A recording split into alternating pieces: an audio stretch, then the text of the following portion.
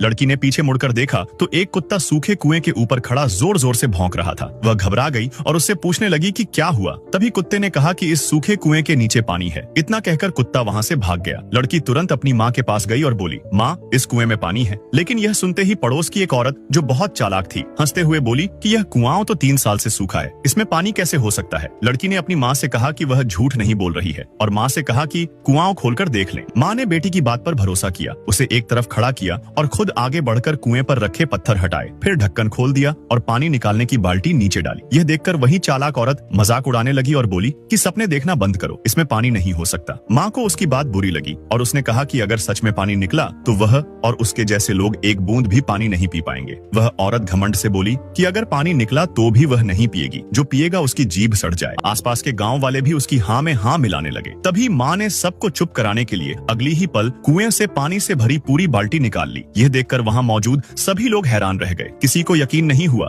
कि सूखे कुएं में सच में पानी था। माँ ने खुशी में अपनी बेटी का चेहरा पकड़कर उसे जोर से चूम लिया। तभी वही चालाक औरत बाल्टी लेकर आगे बढ़ी, लेकिन माँ ने उसे रोक दिया और कहा कि इस कुएं का पानी पीने का उसे कोई हक नहीं है। उस औरत ने कहा कि यह गांव का कुआं है और सबको पानी लेने का अधिकार है। इतना कहकर उसने लड़की को धक्का दे दिया। यह देखकर माँ ने उसे थप्पड़ मार दिया और चेतावनी दी कि आगे से उसकी बेटी को परेशान न करे। गुस्से में वह औरत अपने पति को बुला लाई और बोली कि उसके साथ मारपीट हुई है। उसका पति गांव में बहुत ताकतवर आदमी था। उसने आकर माँ को धक्का दिया और खुद बाल्टी डालकर पानी निकालने लगा, लेकिन जब बाल्टी ऊपर आई तो वह खाली थी। सब लोग हैरान रह गए। तब लड़की ने माँ से कहा कि इस कुएं से सिर्फ वही लोग पानी निकाल सकते हैं जो सच्चे दिल के हों। माँ ने फिर कोशिश की और सच में फिर से पानी निकल आया। अब सबको लड़की की बात पर यकीन हो गया। माँ ने मौके का फायदा उठाया और गांव वालों से कहा कि जब तक उस चालाक औरत को गांव से नहीं निकाला जाएगा वह पानी साझा नहीं करेगी। गांव वालों ने तुरंत उस औरत और उसके पति को गांव से भगा दिया। इसके बाद माँ सबको पानी पिलाने लगी और फिर पानी घर ले जाकर पिता और बच्चों के साथ पिया।